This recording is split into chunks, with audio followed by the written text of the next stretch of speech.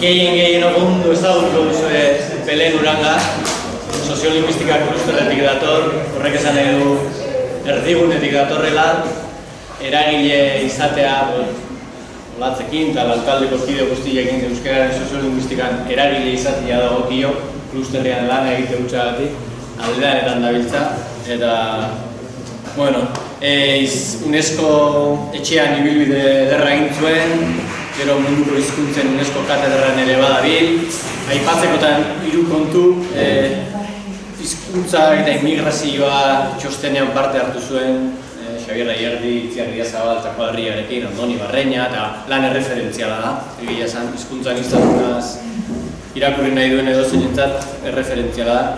Ez dakit atzozenik esan zuen, hizkuntza ekologia edo aipatu zuen da Belen Uranga.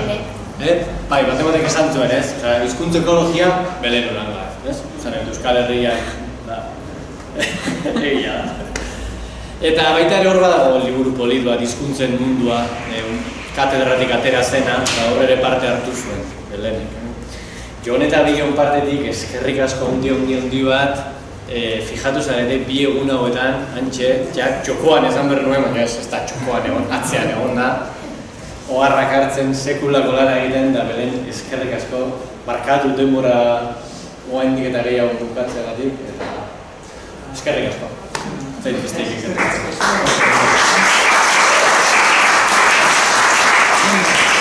Eta, bueno, roka izugarren jarri diazue, gainera, imaginatuko duzu bide egun hauetan, zen atrauzen esan diren eta hori aurrena hori beten eukan, baina hori hori mandian. Baina nola lortzen duten, oso nekatuta gaudela denok, ia lortzen duten joloritzat idea batzuk. Errepasotxo bat egin nahi nuke helburu batekin. Ez dakit ondo dagoen amaieratik hastea, baina bai, amaieratik hasiko ez. Alegia, nik daukaten sensazioa 2 egun hauek pasata gero, denok daukagula gai bakoitza estrategikoa denaren sensazioa. Osea, ikutzen ditugu, gai guztiak iruditzen zaizkigu jara erabateko lehentasunezkoak eta erabateko garrantzia handikoa. Ikusiko ez dut, zabaitik esaten da, Ikastarrak aurretik, honetan gabiltzanok, ikusi genuen gai oso potentak zeudela, hausatukan ez du jokea, lau gai hauek planteatu dira ikastar honetan, euskararen inguruko, osoa, diagnosiaren gainean edo, aurrera begirako erronkak planteatzeko, ez? Lau gai handi hauek, lan mundua, edabideak, eskola, familia eta izialdia. Beginistan fatazezkigu batzuk. Ez ditut aipatuko, baina batzuk zitzezkigu. Eta laurak oso importanteak ikusten egitu. Hamen zer esan dian, lan munduari buruzko hainbat gauza komentatu dianak. Lan mundua mundu industriala baino gehiago da.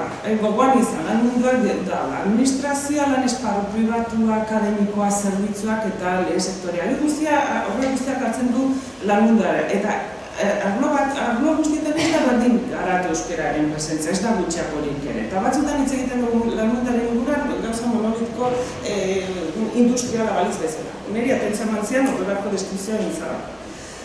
Lan munduan eragiteko bi gai nagusi aipatu zean, motivazio identitarra eta motivazio pragmatikoa. Behin da berrera ateratzen den gaia, baina horrela definitu izan dut ere lan munduaren ikuspegitik. Motivazio identitatearen gaiarekin lan munduan. Nola ematen diogu lan munduan identitateari, bere balioa, nortasunari, gizarte erantzukizunaren balioa enpresetan nola txertatu, erantzun ekologikoa duen balioa nola trasladatu baita ere sektore horretan. Eta azken fina zen, balio erantzia, zerk egiten du hobeagoa lan zen duen produktua, zerbitzua daudena delako hori lan esparran egiten duen hori, ez? Nola baiteko kalitatearen inguruko idea batzuk, ezagunak ditugunak, baina lan munduan txertatzeko. Eta bestetik zen motivazio pragmatikoaren gaia, azken fina, zer ematen du euskarak gehiago sartzeko edo gehiago zea hobeto egiteko, ez? Ez da pedeja. Balio erantziaren kontzeptua, behin da horrela ateratzen zena lan munduan eta logika handia duena. Baita, eremu pribatutik bai, baina baita bestatik. ezberdintzeko balio duena, zerretan ez hitz egin organikoa biokonzeptuak eta horrelako gauzak, bertakoaren balioa mundu globalizazioaren aurrean, ospea zerrek ematen digun, eta zerrek ematen digun gehiago saltzeko aukera. Hemen inguruko hausnarketa bat planteatu zen, balio erantxaren erronkak. Lan munduko lau bost gauzatxo, egitura. Enpresa guztiak edo zean guztiak daukate lanpostu desberdina. Lanpostu bakoitza dauzka bere ezaugarriak. Ezaugarri linguistikoak eta behar izan linguistiko batzuk horren azterketa egin beharra.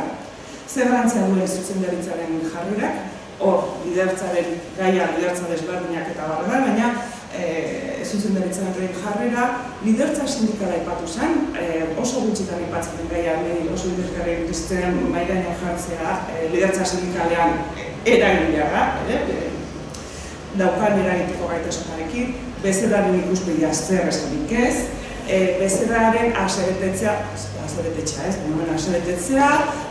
hanen eskubideak kalitatea nola bermatzen den zerbitzuan bezeraren ikuspegitik, baina bezerak ere zer president dezake, eta bezerak zer egiteko prest dagoen. Gehiago ordaintzeko prest dago bezera, eskulan ikuspegitik, instituzioen egiteko ala munduan, aipatu zen zein da bere ardura, bai arautzearen ikuspegitik, neurriak hartu behar izatea, edo pizgarri fiskalak, edo diru laguntzak eta administrazioaren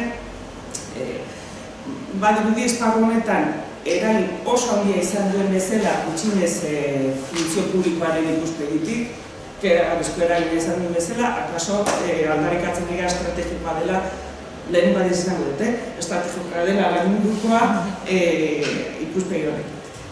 Eta azkenik aipatzen zen hizkuntz perfilen teoriatik praktikara pasatzeko estrategiak bilatu beharra. Eta gai honetan aipatu zen lanbide heziketaren gaia.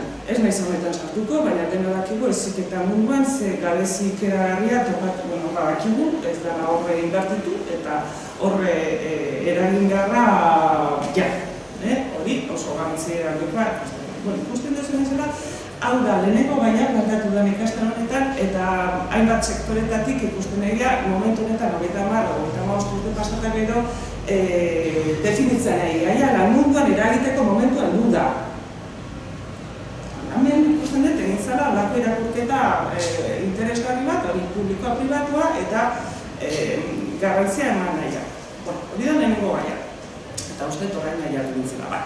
Bigarren gaia izan edabideen gaia. Bueno, edabidean, gaur egungo munduan, zer garrantzia duen, ez gara horretaz, baina, bueno, ideiatxo batzu aipatuko ditu. Erabiltzaile komunikabideen edabideenek erabiltzaile aldatu da, gizarte aldatu da, mundu globalizatu da, komunikazio moduak aldatu dira, kontsumitzaile gisa gauzak aldatu dira, legia edabideak kontsumitzen dugunok ez gera bakarrikan jasotzaileak, baizik eta baita ere sortzaileak. Hau da, ezaugarri nagusienetakoa behin da berria aipatzen dutena, ez? Ez dugu jasotzen baizik eta sortu ere egiten dugu. Hartzen dugu albistea edo dena delako hori eta geuk zabaltzen dugu aldatuta. Kontsumitzaile izatetik sortzaile izatea. Aipatu zen, justu honetxegatik, oso importantea dela, iztun berrien kasuan izate baterako hor esparru bat sor daitekela nun lotxa alde batea utzi daiteke. Hor badago esparru bat ziurgabetasuna eta hizkuntze zalantzak hori gainditzeko esparruak izan daitekela. Batek ez du oso ondo euskaraz egiten, baina Tintorren goikoan ez dut beste garrantzia. Zertzen da hor espazio batzuk sortu daitezke. Aldaketa gertatzen egia edabideen ikuspegitik lurraldea eta komunikazioaren kontzeptua ez da lehenakoa. Distantziak eta gune fisikoak ez daukate horrelako garrantzarik. Espazio soziolinguistikoa sortu daitezke espazio fisikotik aidean, dena delako ikuspegi horretatik.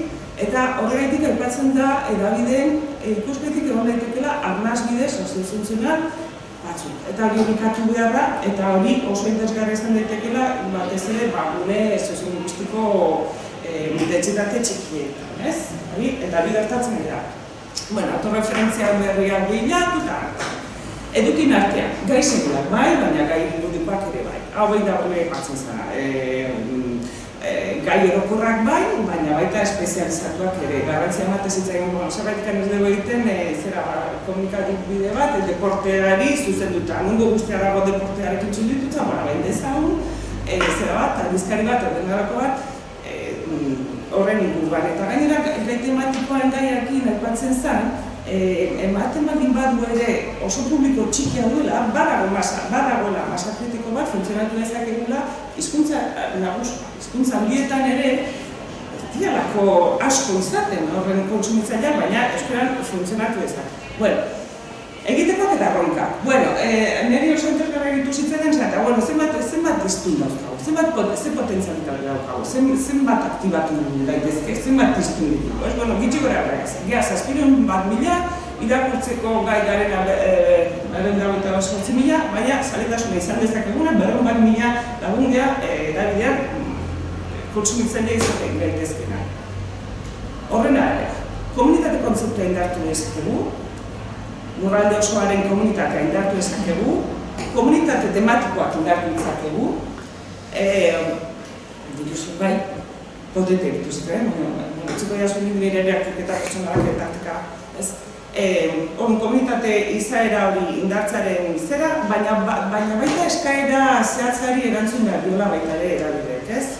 Eta gero, katu zen, ebaldatzeko moduak birpentsatzea, hau da, ze konsumitzen den eta bar, modu berriak edo egokituak izan behar dutela, hizkuntza gutxitu baten egoerari egokitutako neurtzeko moduak. Ezin da berdin neurtu euskararen presentzia ez dakit halako komunikabideetan edo frantsesaren presentzia halako lekuetan. Hori nintzat erreklamatzen zen hemen. Orduan egitekoak, lau gaskatxo. Izkerak hau badakizuen, irakorkoek, betakizuelako. Izkerak arindu, eskotu. Izkera trinkoarekin, komunikabideetan gaizki. Euskera asperturarekin ez lotu, favorez. Zahar kontzeptua alboratu. Horrekin, militantismoa aktibatu. Barkatu, saiestu, desaktibatu, ez du funtzionatzen nunbait. Nunbait, dinat. Nik uste hori beharrezkoa dela, baina testuinguru honetan horrela esaten ez da saiestu beharreko zerbait da. Presentzia publiko fisikoaren bermatu behar da. Bintzatala aipatzen zen, ez da bakarrikan lainoan dagoen zerbait baizik eta taberna guztietan egon behar du berria. Eta egin dezagun eta beste zera tematikoak ere bai, egon da dira baita zera fisikoa. Eta behar zer eskatu, gauza asko daude, adibidez originaltasuna eta azpititulak erabiltzatu. Eta horrelako gauzatxo batzuk aipatuz, horreaino komunikabideak. Erronkak, azken finean komunikabideak zer, nola laburbildu daiteke? Zuek esan dut, baina komunitatearen kontzeptuan ikusten dut pisua hartu zuela, bai lurralde osoarekiko eta bai komunitate partzialak egitearen bidetik. Nik hala interpretatu. Eskola. Gaur izan dugu honen inguruko gauza ez dizu egon lagundi. Ez dizu eta zarteran direk emago baina askar bat euskal hemen 5 gai epatu dira, hiztun berriak, eskolan konplexutasuna, hizkuntzaren didaktika, sozializazio modu berriak eta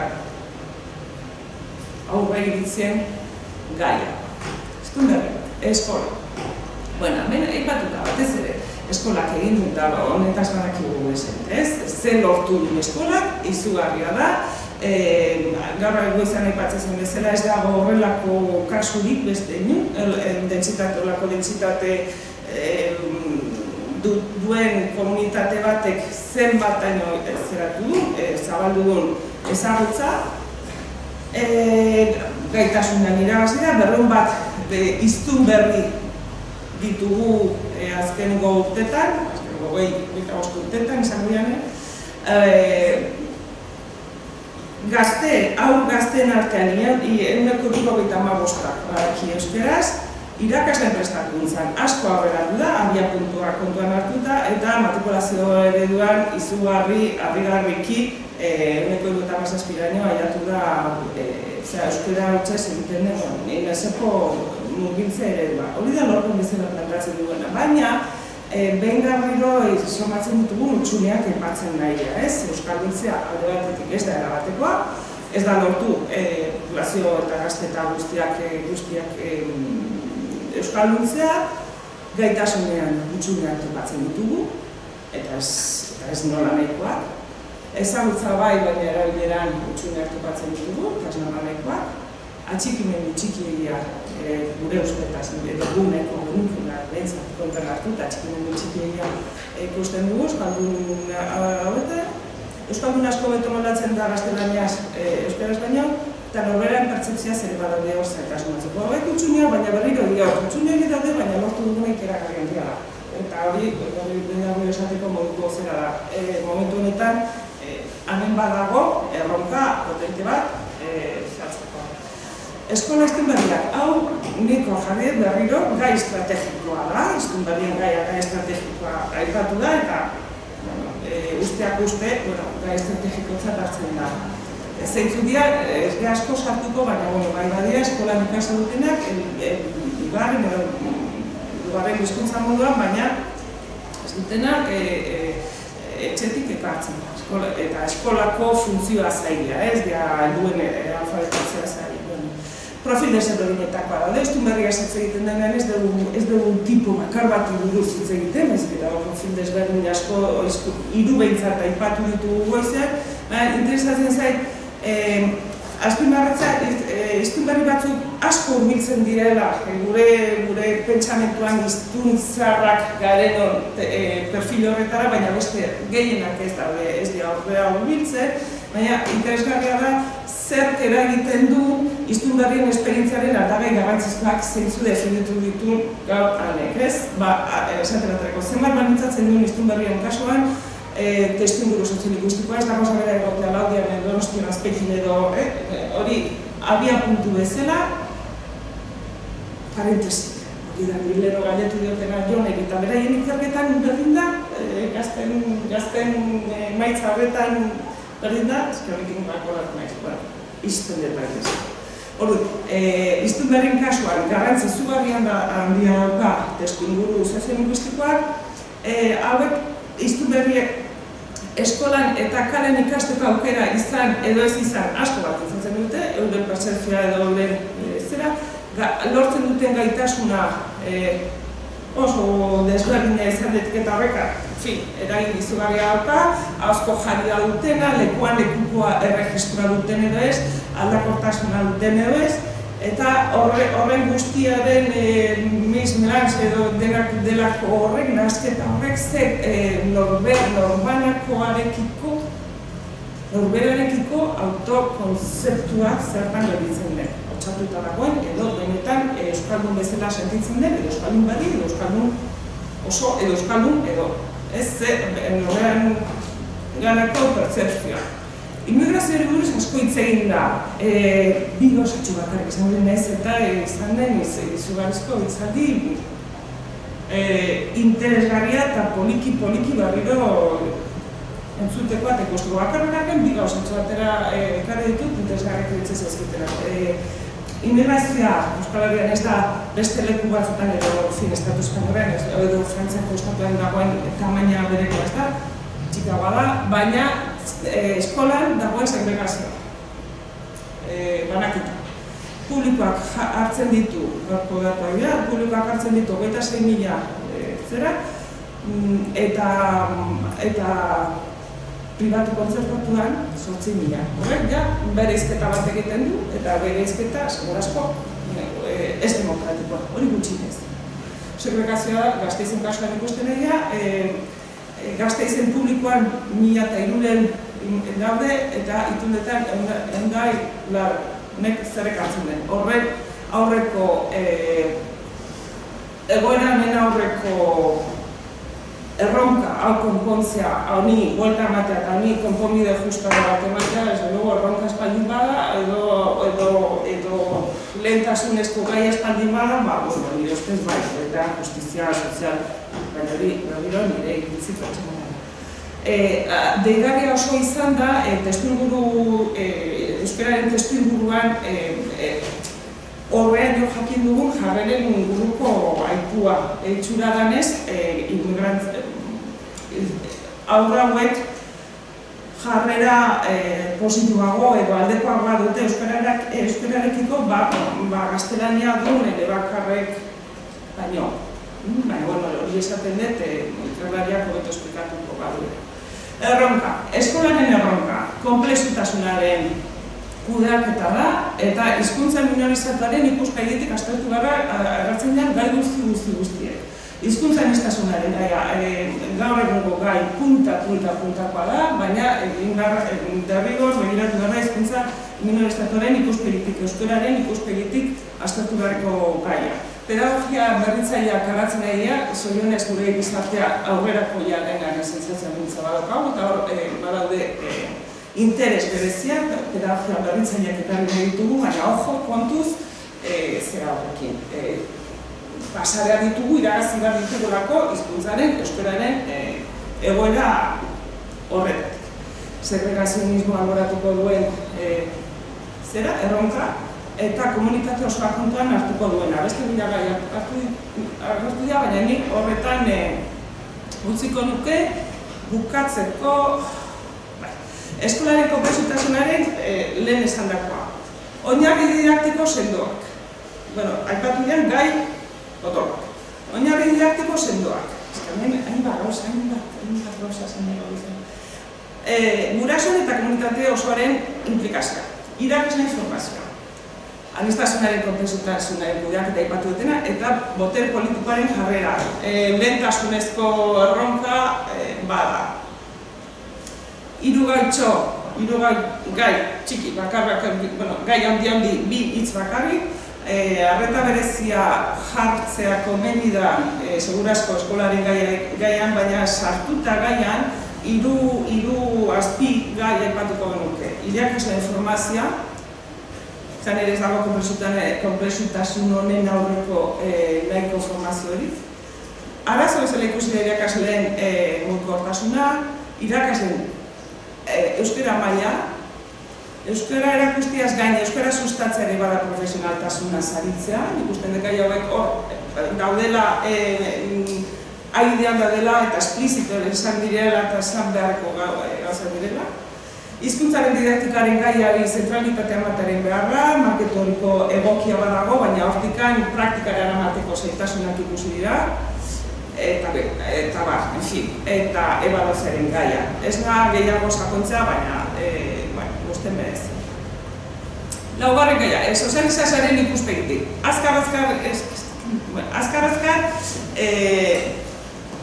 aipatutako hainbat gauza. Helburuak, eskolatikat, euskara erabiltzeko aukera gehiago eskaini behar da, aisialdia, aipatzen egia da. Beste motatako euskara eskolakin lotuta, baina informala lagun artekoa, ahozkoa. Euskara eskola lotura apurtu behar da, alderdi emozionala landu behar da. Harremanak eta erabilera iturak euskaraz lotu behar da. Garrantzizkoena eta behin daureak gartzen dena, hiztun aktiboak bihurtu behar ditugu. Hiztun aktiboak bihurtu behar ditugu. Eta euskararen aldeko muda linguistikoak zaindu. Provokatu behar ditugu muda euskararen aldeko muda, hemen aipatu ditugu muda linguistikoak. Eta hizkuntza gutxituaren hiztuna garela kontzientzia zabaldu behar dugu. Zin dugu debatera utzi, hau ez da eskola neutro bat, ezik eta etengabe gaude hori gogoratzen. Eta azkeneko gaia eskolarekin lotuta zen aurreiritziren gaia. Bakarrikan aipatu, ze aurreiritzi orokortu xamarrak egon daitezken edo bintzat kontaktu zuzena dauzkagu, eta hien aurreko lan egin gara. Euskara eskola lotura, euskara ez da guaia, nire aipatzen egena, bi hizkuntzen ideologia, hau da, bi hizkuntzak berdin erabiltzea ona da, nik nahi detenean bat bestea, balio balute bezala. Umetan ez bada ikasten hizkuntza, gero oso zaila da, arroza koloreko etorkizuna bat, ja mundu guztia daki, eta nire hizkuntza politika potentua bat dago, hemen ez dago nolako problemari, hori arriskutsua, oso arriskutsua hartzen da. Inposatu egiten da euskara, inposatzen egia, eta hori aurreiritzi bada, konbentzitu ditugu, ez da ez inposatu, baina diskriminazio positibaren gaia atera gara daukagu. Erronkak, erronkak, aurreritziak identifikatu eta eskolarenak, aurreritziak identifikatu eta baliogabetu. Pedagogia berrituak, hizkuntza gutxituaren ikuspegitik ebaluatu, komunitate osoa bilduko duena izatea eskola, eta oskotasunari bere biziko garrantzia emango diona. Momentu honetan, behin da hori definitzen egia, hori izan daitekela tresna eraginkorrenetakoa aktibatzeko ezagutza eta erabileraren arteko zubia. Askotasuna letra berritxoak jarri dut, baina behin da hori definitzen egia hori bai dela lehentasunezko erronka bat. Familia izan. Bueno, arratsaleko gaia da. Azkar, baina jatu nahi zen, familia teiziatea.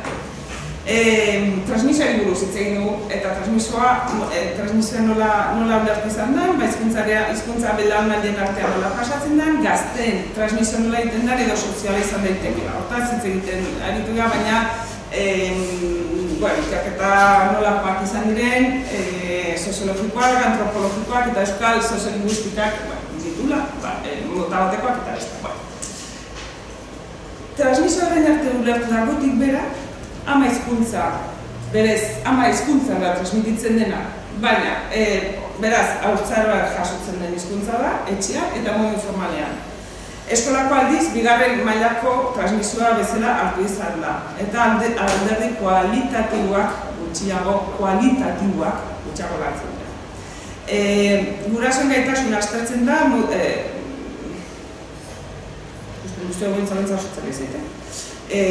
gurasoen gaitasuna aztertzen da modu estatikoan eta aldaketak ez dira kontuan hartzen. Hemen plantetzen dena da, goiti bere izan beharren transmisio sozializazioa modu horizontalean eman beharra. Horizontala beti gora eta ezker eskuin plantatzen zuen. Transmisioaren inguruan begira da aldaketa, proposamena. Paradigma berriaren proposamena. Hitz egin da revernakularizazio. Katala ez dakitan hizkuntzaren belaunaldien arteko berreskuratzea. Daiteke edo ez, baina idea hori da. Lehen hizkuntza ez duen hizkuntza ematea lehen hizkuntza bezala ondorengoei. Hau da, planteatu da zera gaia gerta daiteke hemen, hori erronka ustez oso korritea da, izan ere, euskal hiztun berri ele bat ez duten hiztun berri asko ditugu momentu honetan, puntu horretan egon daitezkenak. Eurek izan ez duten ele hori hizkuntza hori, eurek zinela behin euskera ematearen gai izan daiteke ez. Horren paradigma berriaren kontzeptua, transmisioa baino sozializazioa izatea, eta ez da haurtzaroan mugatzen hizkuntza ikastea baizik eta bizitza osoan gertatzen dena, eta inguruneari lotuta dagoena. Esa zentraudea. Nik usten dut gazten gaiarekin ez naizela sartuko, nahi nuke amaitu zeurentzen hitz egin berri dugu honetaz, akaso gai honekin gazten edo gaztetxoen inguru gaztetxoen gaiarekin akaso nik azpimarratuko nuke gehiago jakin behar dela benetan hor eman diren emaitzak gertatzen den hori orokortu daiteken, alegia ingurune soziolinguistiko guztietan gertatzen diren bi gauzaiek, aldaketa muda, fenomeno hori muda eta nahastea, hizkuntzen nahastea leku guztietan gertatzen den, jakin beharko genuke, diagnostikoa oso interesgarria izan da, baina akaso falta zaigu horren ebaluazioa eta horren aurrean zer egin nahiko genuke. Hau da, gertatzen dena, hemen gertatzen da, eta herrialde osoan gertatzen baldin bada, zer pentsatzen dugu horren gura. Ona da, ez da ona, ez? Nik uste hori ez marratuko nuke. Bueno, hemen beraiek esan dako gauzak idazitut, baina ez da demorarik, osake, bale. Abitu, hau da, egindetena zera erronkak, zuena ikusita gero erronkak hauek ipini ditut.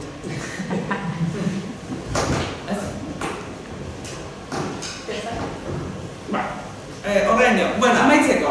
Eutziko dugu amaitzen ikastar honen hasierako hitzaldian ditutako hainbat gauzakin. Ez dago, hemen beha, Mikel Irizarrek eman zuen hitzaldiaren gauzatxo batzuk ekarri ditut, hili pertsonaki interesgarria egitu zitzaidan, eta nola denbora gehiak izan pentsatzeko eta proposamen neureak egiteko,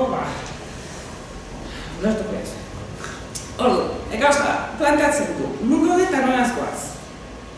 Berak esaten du, eta nik uste eta oso gaitezkela, krisian gaude, baina krisi aktiboan gaude. Aspaldiko, esango nuke igual, pare bat urte behintzat, bai. Egia, esaten, bueno, espera gori jodu, ojo, aurra julia, baina esaten gauden atzera egiteko puntan, bueno, baina aktibo gaude. Gaude dago bai administrazioa, bai gizarteragaileak, bai ikertzaileak, bai mundu guztia dago, zer indarrek. Eta dun, berak, plantatzen zuen hori beste batek planteatu da, ez dakiz nintzen, esakoratzen zintzen. Iñaki Marko planteatzen zuen krisi aktiboaren kontzeptu. Beldurrak eta erronkak. Geldialdian gaude, atzeraldian gaude, baina aukera krisi guztietatik, aukera edo zerak aurkitu daitezkela, bilatu daitezkela aurrera egiteko bideak, ez? Ametsa planteatzen du behar beti, amets behitu.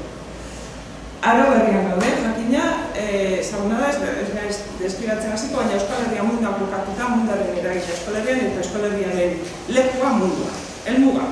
Euskalgintzaren berrikuntza palaikak, elkarlana, identitateak, hiriak, irekitzea, euskalgintza endogamikotik gizartean eragile izango den euskalgintza irekiago baten alde. Euskalgintza ez zentzu tradiziozkoa mezketa euskararen alde erabiltzano guztien ikuspegi horretatik.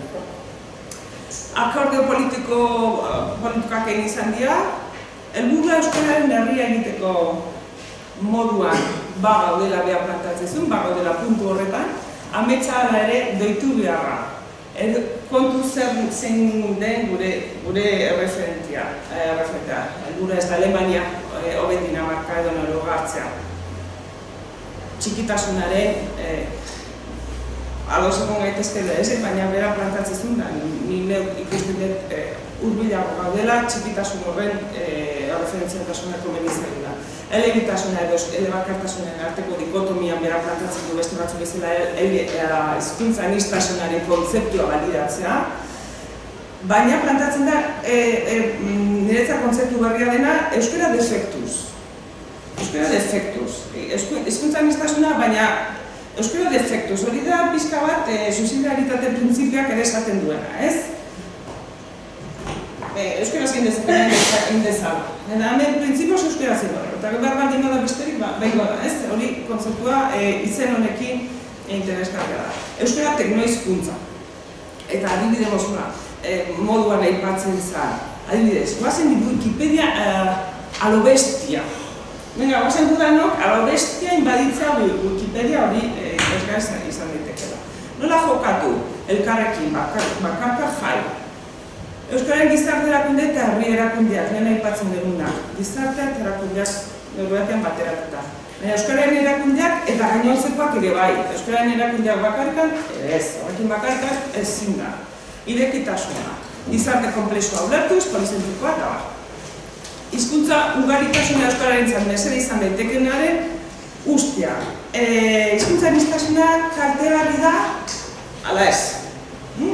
Aniztasunaren aldeko pentsamentua. Diskurtso aldatu baina ugaritu, eta jazta, nola jokatu? Diskurtso egokitua, euskaltzalea, errepublikarra, askatasuna eta berdintasun sozialaren aldekoa, ekologikoa eta aldarrikatzailea. Hemen, bakoitzak erabakiko du nun kokatzen den hurbilago. Ez di eskubideak, baina batek jokatzen du bat, hormendik edan handik gehiago. Baina, diskurtso desberdinek esparru soziologiko zabalago egin dezakete. Lehentasuna jartzea posible da? Nik plantatzen dutena, nik ez dakit posible da, beharrezkoa da, baina zego gai guztiak garrantzi oso handia dute tamaina handiko erronka zari gara mundua, eskola, familia izia zein da benetan erronka nagusiena lehentasunezkoa. Nik biagun pasata gero jakinik beste gai batzuk ezin izan ditugula ikutu, nik galdera ikurraz erabateko zerrenda daukazue. Lan mundua, eskola, familia izialdia, sozializazioa, ikerketa, nerabeak, gazteak, hiztun berriak, arnasguneak, hiriburuak, urbanoa, albazizketa edo Bilbo, arnasgune txikiak edo hiri handiak edo tartekoak. Zein da funtsezkoa euskararen etorkizunaren aurre? Baten batek edo denon artean erabaki beharko da edo denak beharko da ezakit, baina nire ez dugu garbi ez da. Jazta. Eta bukatzeko. Lubakia gainditzea. Euskaren alde gaudenon arteko muturreko posizionamentua gainditzea, bifurkazioak gainditzea, inteligentzia jokatzea, gure arteko gatazketan beti gogoratu zenbat gauzatan gauden ados. Hiztun komunitatearen eredua hortik joan behar du. Jazta, inertzia beti izango dugu kontra, adostu bide eta ritmo egokiak hartu biziko zatzen. Eta bela bukatuzun, Mikel Irigoyen.